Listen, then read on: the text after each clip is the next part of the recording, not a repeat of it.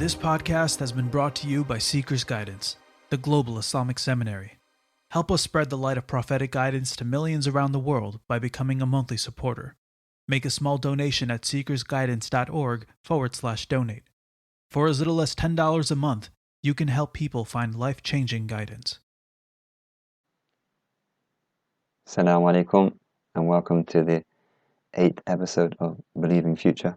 Bismillah ar-Rahman ar-Rahim. Alhamdulillahi Rabbil Alameen.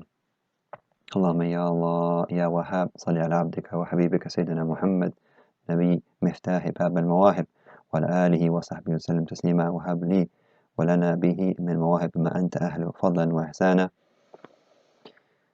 So, we have looked at, in previous episodes we looked at marriage and some of the issues relating to marriage, and we looked at supplications and intentions. We looked at, in the last couple of sessions, we looked at mercy, the importance of mercy and how that plays out in the child-parent relationship, and these things we'll come back to.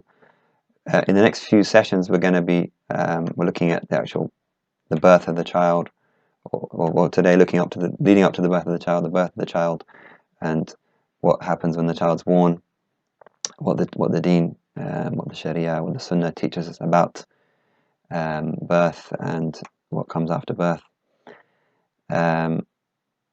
Today, we're going to look at the concept of joy for the birth of a child, having joy for the birth of a child.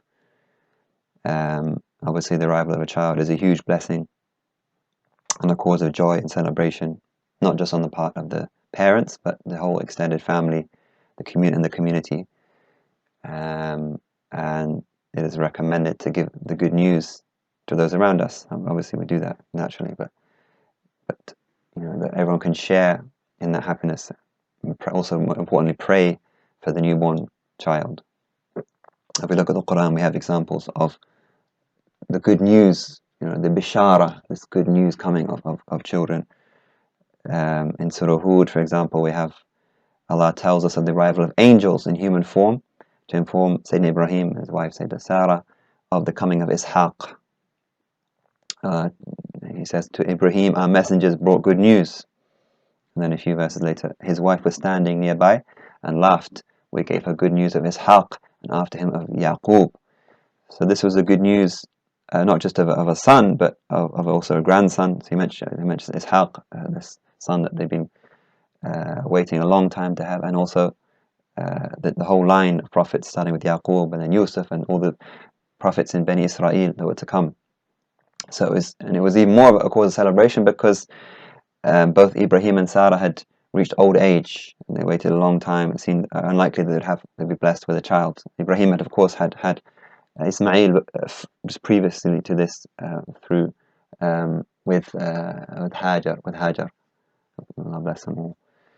But Sarah had waited a long time, and it seemed very unlikely that she would ever have a child. And then the bishara, the good news comes. Imagine the joy of that. And likewise, Zakaria alayhi salam, same situation, old age, weakness, fear of having not having anyone to inherit his knowledge and his legacy, and his wife being unable to conceive. But then Allah hears his dua, hears his plea. We have this in the beginning of Surah Maryam and also in Ali Imran, that the angels called out to him. This is in Surah Ali Imran. The angels called out to him while he stood praying in the sanctuary. God gives you news of Yahya, confirming a word from God. He will be noble and chaste, a prophet, one of the righteous. So the good news comes. He makes this sincere, heartfelt dua, plea with Allah subhanahu wa ta'ala, and then the impossible, what seems to be impossible, happens. And the many couples that have a really difficult time trying to conceive, and there's lots of questions and pressure from why, and very difficult time for these couples, and hoping and waiting and all the difficulties and medical things that they go through. So they'll appreciate something of this bishara that comes, the good news pregnancy, the good news of a child coming. But these are examples of prophets. They've waited decades, not just years. They waited decades, and these children were going to be not just any children, but prophets and Allah's chosen servants, destined for great things. But you can always learn from these stories as well, and take comfort and take. Nothing is impossible. Nothing. I think Allah can do what He wants when He wants. He created the rules, and He can do what He will, subhanahu wa ta'ala. So if that was the birth of those great prophets that we've talked about, Ishaq and Yahya, so on, then what about the birth of the best of creation? Surely there were good tidings of his birth, and of course there were. The Prophet Muhammad ﷺ said, "I am the good news, ana bisharatu Isa. I am the good news that Isa gave. I am the good news of Isa." So here is one of the greatest of God's prophets, God's messengers, Isa alayhi salam, giving his people, the Bani Israel, the good tidings of the coming of the final prophet 600 years prior to his coming. And he says this in Surah As-Saff, children of Israel, I am sent to you by God, confirming the Torah that came before me and bringing good news. That's it, good news, with bishara, mubashiran bi rasulin ya'ti min ba'di ismuhu Ahmad. Be bringing good news of a messenger to follow me, whose name will be Ahmad. Ahmad. His name will be Ahmad. And Ahmad is another name of our Prophet Muhammad ﷺ, the one who praises Allah the most. And it's said to be his name in the heavens is Ahmad. He's known in the heavenly realm as Ahmad, upon the earth as Muhammad sallallahu alayhi wa sallam. So that's good tidings 600 years prior to his coming. And even in the same verse, not in the same verse, but also in the same hadith, the Prophet ﷺ mentioned that I am the da'wah to Ibrahim, I am the prayer of Ibrahim. Ibrahim prayed for my coming thousands of years earlier. Okay, so I'm the fulfillment of that, and I'm the answer, I'm the response to that prayer of Abraham alayhi salam. And then we have the amazing story of Abu Lahab.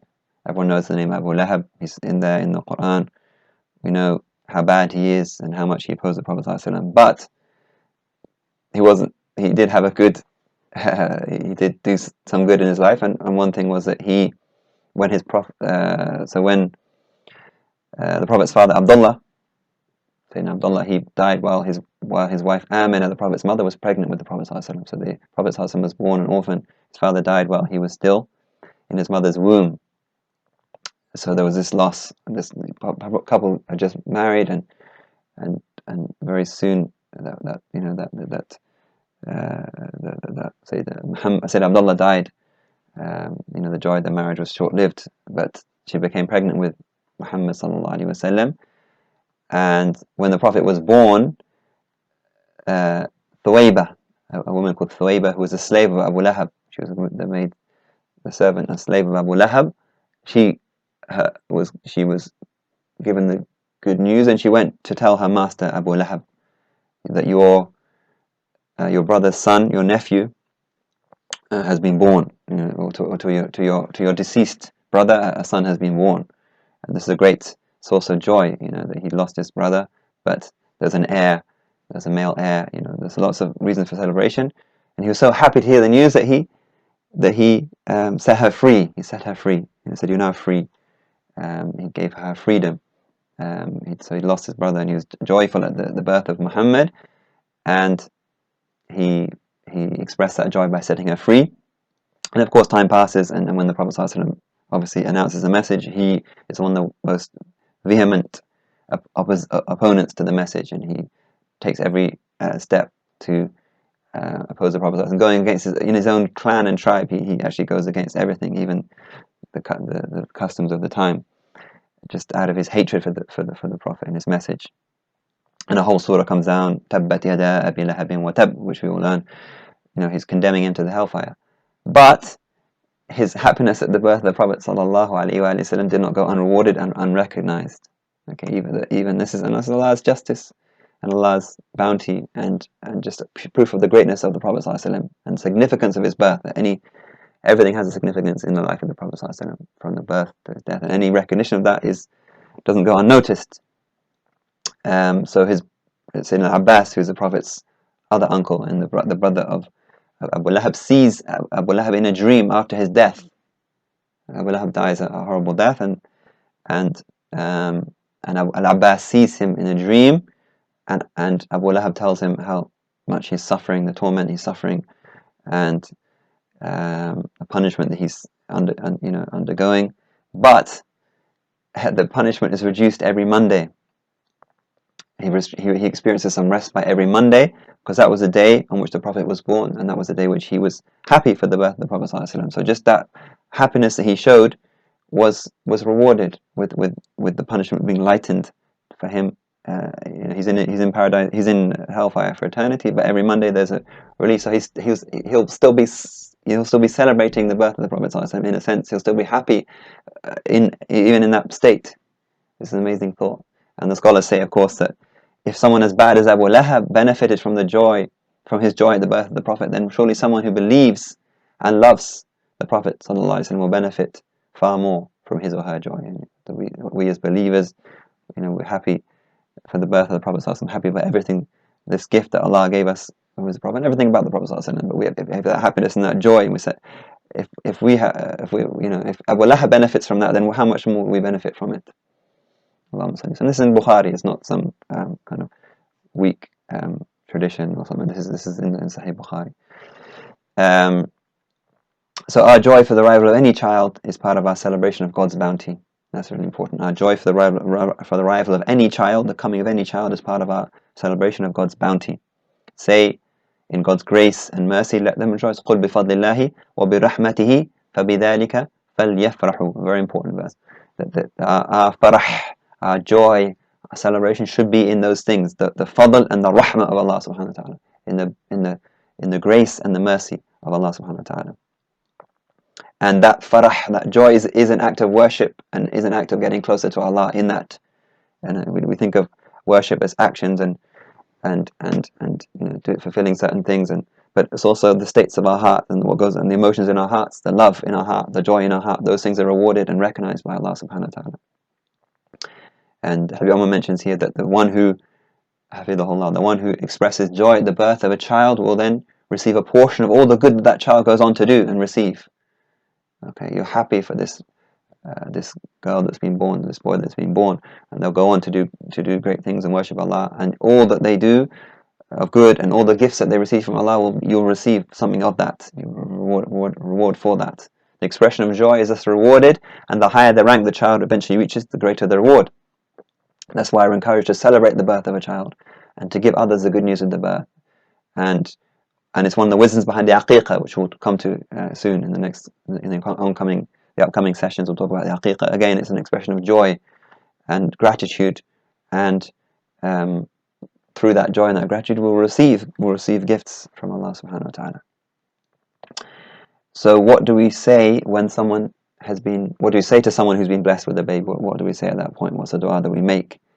It's narrated that a man was once congratulating another man on the birth of a son, and he said something like, may you've been blessed with a warrior. There's going to be a great, great, strong warrior, fighter, whatever. Imam Hassan al-Basri, however, from the great Imams of the Tabi'in, he said, he was present, and he said, no, don't say that. We don't have the right to say that. This is a kind of jahili. It was like a jahili kind of statement that you've got this or you've got that, and it's I know it's always about boys and boys becoming men and becoming warriors and that kind of stuff, which is he wouldn't have said that if it'd been a girl probably. But anyway, Hassan al-Basri said, who are we to dictate the future? Maybe he'll be a warrior, maybe he'll be nothing. That's God's business. We can't dictate. We can't. It's called ta'alli ala Allah. We can't say what we're not qualified to say. I can't say the child's going to do this or going to be that, but make dua. There's a difference. Don't make it into a dua. We should pray that the child is one of the pious, that he's loved by the pious, that he's a source of joy for the parents. We talked about this before. Allahumma ربنا هب لنا من أزواجنا وذرياتنا قرة أعين. A few sessions before we talked about this dua that bless us, give us the joy, make these spouses and our children قرة أعين, make them the joy and the cooling of our eyes. make them a joy for the parents and for the Prophet ﷺ. This is what Hassan did. He said, make this supplication, which has been narrated, بارك الله لك في الموهوب لك وشكرت الواهب بلغ أشده ورزقت بره.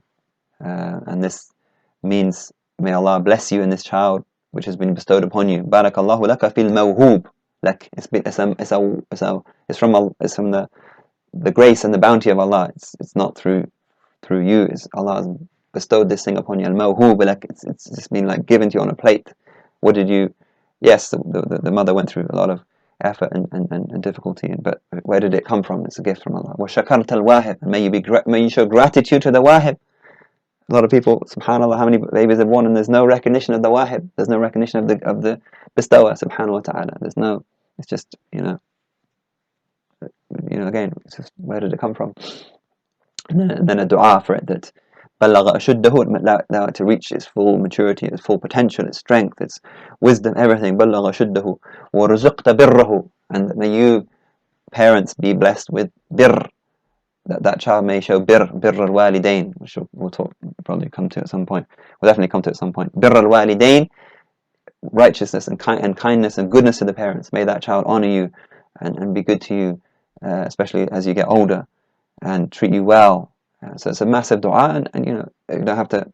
If the Arabic's difficult, we can make something along those lines similar. May Allah bless this child, and may you be grateful, and may the child be healthy and reach its full strength and potential, and may you blessed with this. May it honor you. This child may honor you and treat you well as you go. And this is a discussion of where this comes from, where the supplication is. It a prophetic supplication? It seems to be narrated by both Al-Hasan and Hussein, and also Hasan al-Basri here. So perhaps there's a good chance that the Hasan and Hussein received it from the Prophet ﷺ, but we don't have we can't really affirm that. It's mentioned in the book of Afkar al-Imam an-Nawawi. So this supplication is to be made for both female and male children without any distinction. It is important that parents are content with whatever Allah decrees regarding the gender and the condition of the child, and show their love equally in all cases. It's really important that we make the same prayer, we show the same joy, we say the same happiness, we share it to others, regardless of the gender of the child, regardless of the condition of the child. And we should announce the birth with the same happiness, thanks to others, and we should congratulate them also, regardless of the gender or the condition of the child. And there's a beautiful tradition in Hadramaut where Hafiz resides and teaches, and where we studied, is that there's a tradition to gather in the mosque every Thursday night to recite the Mawlid, to celebrate the birth of the Prophet ﷺ. It's a tradition. People gather together, as the Prophet encouraged them to give salawat, extra blessings and peace and blessings upon him on the eve of Jum'ah, on Thursday night. So there's a tradition. You'll find it in Hadramaut and other places in the Prophet ﷺ. But at the end of the gathering, the names of the newborn babies are read out. So they'll make a dua at the end of the gathering, and then they'll mention a specific list of the babies who've been born. Muhammad bin Abdullah bin so and and Fatima bint Ahmed, and so this is like it's in one sense it's an announcement to the community, whoever's gathered there in that town, that village, or the community. So and so has been born, and they might be mentioning names of people from outside even. So this announcement that so and so has been blessed with a child, and more importantly, it's an opportunity for collective dua and supplication.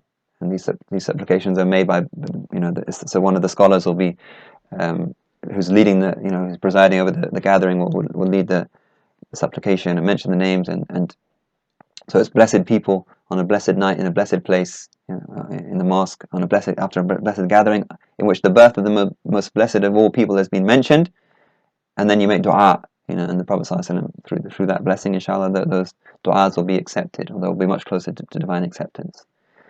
So Allah subhanahu wa ta'ala bless all those who've not been, and may Allah subhanahu wa ta'ala, all those who've not been allowed, couples who've not been able to have children, may Allah bless them with pious offspring, allow them to receive that bishara, that good tidings that was given to, as we heard, to those prophets and those blessed people. And may He bless all those who are born into this nation. When we celebrate the birth of every child and allow those children to go to serve you and serve your religion and follow in the footsteps of our Prophet Muhammad sallallahu alayhi wa alihi wa sahbihi wa sallam. Thank you for listening. This podcast was brought to you by Seeker's Guidance, the Global Islamic Seminary. Visit seekersguidance.org to access reliable Islamic knowledge taught by qualified teachers. We offer a wide range of courses, podcasts, articles, and a world-class answer service. Support us in spreading free, reliable Islamic knowledge to millions around the world by becoming a monthly supporter. Visit seekersguidance.org/donate and make a small monthly commitment today.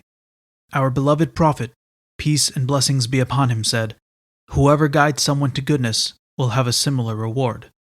So don't forget to share this podcast and spread prophetic guidance.